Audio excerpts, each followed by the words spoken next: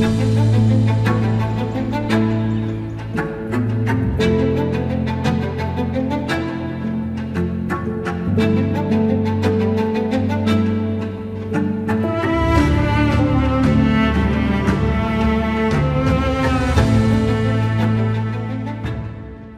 is not just another Tata EV. This is the electric Sierra, a name Tata cannot afford to mess up. But that also creates a problem. Because when a car carries this much nostalgia, people stop judging it like a car. They start judging it like a memory. So today, we're going to put the emotion aside and objectively look at what the Tata Sierra.ev has to offer in this episode of First Glance by Team-BHP.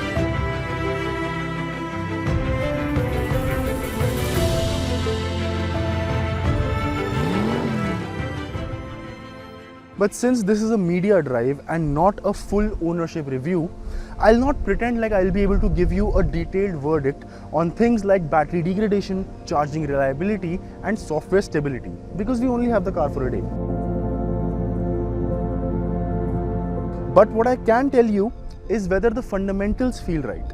And because we're talking about the Sierra, first we need to figure out what it's supposed to be. If it's the nostalgia car, does it feel special enough to wear the Sierra name? If it's the family EV, is it practical, comfortable and easy to live with? If it's the lifestyle SUV, does the quad-wheel drive system and the terrain tech actually add capability?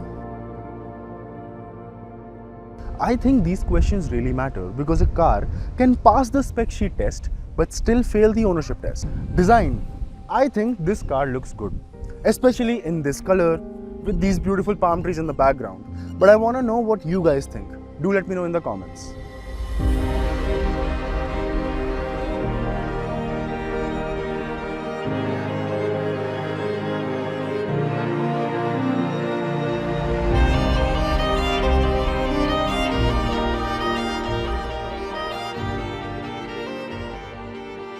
Looking at the car from the side, the front and rear overhangs are almost dead even, so no obvious compromise there.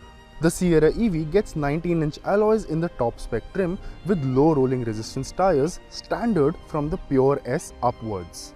As for the lighting setup, you get the Night Saber bi-LED booster headlamps, connected tail lamp, rear fog lamps, progressive side indicators, and the Panoramax panoramic sunroof is apparently the largest in the segment. You get flush door handles with the request sensor only on the driver's side, and the hidden rear wiper is definitely a thoughtful design detail. Panel gaps and shutline consistencies have been a concern for Tata for some time now, but the same company has also been consistent with safety ratings, and you get a hint of it in the third of the door.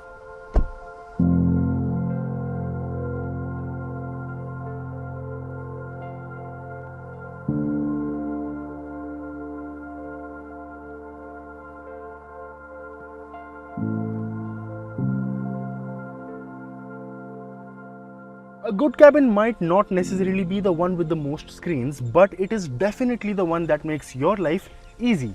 And it should also not irritate you, right? So let's see what the Sierra.ev has to offer. The AC controls in the Sierra.ev are touch-based and everything is laid out in this panel right here, except for the temperature adjustment. You can even access some more things like the boot opening, the car lock and unlock, the 360 camera from this panel. The driver's seat gets memory function, and the driver and the passenger seat both get electrical adjustment and ventilation, and the ventilation is extremely effective. The steering wheel is laid out in a typical Tata fashion and gets reach and height adjustment. However, some buttons on the steering wheel feel a little too fidgety. You get a triple screen setup in the Sierra.ev, and the touchscreen itself is angled very well. There is no glare, the brightness is fine, and the fluidity is extremely smooth. You get absolutely no lag. The camera quality in the Sierra.ev is nice, and I like the fact that the field of view moves as you turn the steering wheel. That's actually a very intuitive touch. However, you see these black lines here. That's because the cameras on the ORVMs are not working right now. Why are they not working? Because our ORVMs are stuck. We can't open them. We can unlock the car, we can do everything, but we are not able to open the ORVMs. And even if we open them manually, the cameras are not working. Pressing this long press, ORM gets fold. Both left side and right side camera views are in black color. I am again unfolding the ORM. ORM gets unfolded. The entire views are coming correctly. Moving on to the rear seats, the driver's seat has been adjusted according to my driving position. My height is 6'2", and I still have a decent amount of knee room. The under thigh support is comfortable. Like, I'm comfortable in this seat, but I would have liked it if the under thigh support was more. The seat base angle is pretty comfortable, and the seat also has a slight recline, which does make a tad bit of difference. So yeah, a thumbs up to the rear seats. This huge panoramic sunroof makes the cabin very well lit. You know why that is important? Because the windows are not very big. The height is fine, but the overall aperture is not too big, and that is because of this. This black cladding inside the door, the B-pillar seems very thick. Sometimes, and with some drivers, it might compromise visibility. But you know what's nice? This flat bed.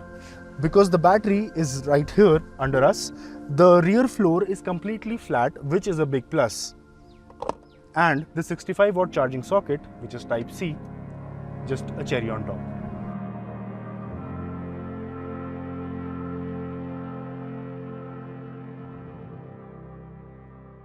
So we are off-roading in the Sierra.ev. Something has gone in my eye. That's my eye. My eye would be probably red from this side. Please don't mind that. This is Mazda or Mazda. He's our instructor today. And let's go. We are in the rock crawl mode. So this is the Sierra.ev quad wheel drive, right? The 75 kilowatt hour variant.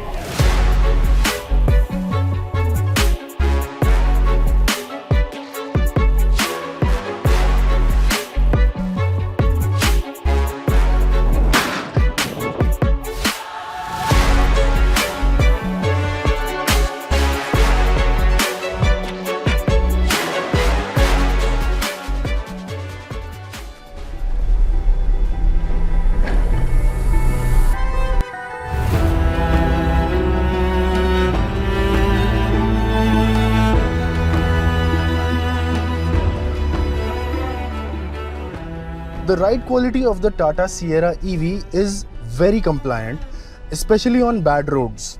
But it is a little bit more stiff than the internal combustion engine version of the Sierra. Because vertical motions are felt, and if you have another Sierra in front of you, like I have right now, visibly the motion is more, but you feel a little less, but it's still more than the ICE version. When it comes to the steering and handling of the Tata Sierra.ev, it is pretty accurate. No nonsense, very direct, and I'm very comfortable driving this.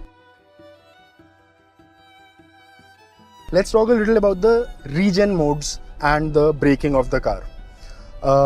There are 4 levels: 0, which is absolutely no regen, then L1, L2 and L3.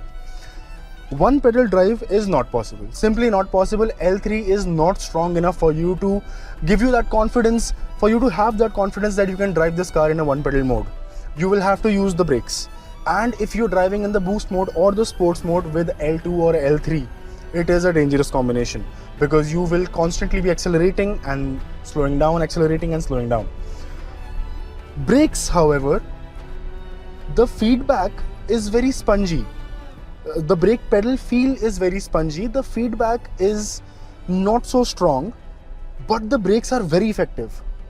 That's a weird combination. That's how I felt. That's how Aditya felt. So yeah, that's about the brakes and the regen.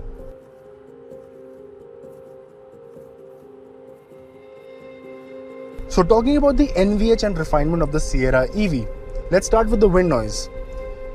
You can hear it above, let's say, 100-ish kilometers per hour, which is like nothing is wrong with that.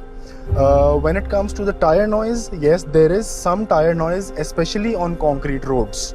So be prepared for that. As for the motor whine, I don't really hear a very strong motor whine. Actually, I have to listen very carefully to hear the motor whine. So again, that's that.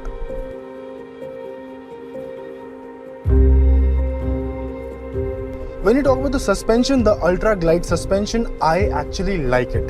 Tata has always done a good job with their suspension in recent years, and the Ultra Glide suspension does deliver on the promise. As mentioned before, the Sierra.ev has a slightly stiffer ride than the IC engine, but it is still comfortable and compliant. As for the thuds, no, not really. Cabin rattles, there are none. I mean, if you play the music very loud, then obviously something is going to rattle in most of the cars, but other than that, there are no cabin rattles. The NVH levels are pretty good. So the Sierra.ev has the ADAS Level 2 Plus. It has a long list of features. I will not remember all of them by name, but yeah, they are not extensively intrusive. The lane keep assist will obviously nudge your steering wheel here and there when you try to change lanes, but most of us are used to it now. And most of the features, in fact all of the features, work as intended. I did not experience any glitches, I did not experience any false warnings or errors. So yeah, on the software part, the ADAS is pretty sorted.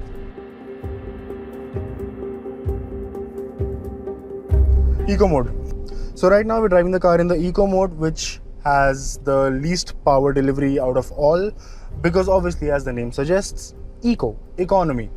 You get the maximum range in the Eco mode, but despite being in the least powerful delivery mode, the throttle response is pretty quick, it's pretty snappy, and so is this scooty rider in front of me. But yeah, I'm actually not at all disappointed. The Eco mode is giving me a decent amount of range. We have 69% battery and more than 250 kilometers of range right now, which is fine, because I'm also pushing the car in the Eco mode because I want to see how the throttle response is, how the power delivery is, how the car reacts, and it's pretty quick. Sierra.ev Boost Mode 0 to 100.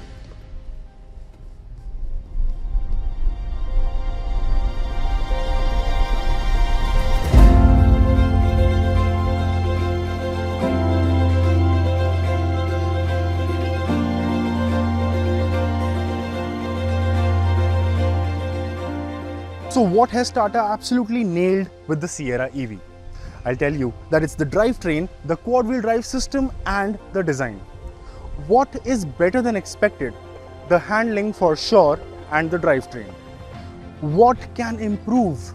Definitely fit and finish, because in some places the quality of plastics used is not very good. So this was our first glance at the Tata Sierra.ev. Do let us know what you think about the car in the comments, and don't forget to subscribe to Team-BHP. I'm Utkarsh. See you in the next one.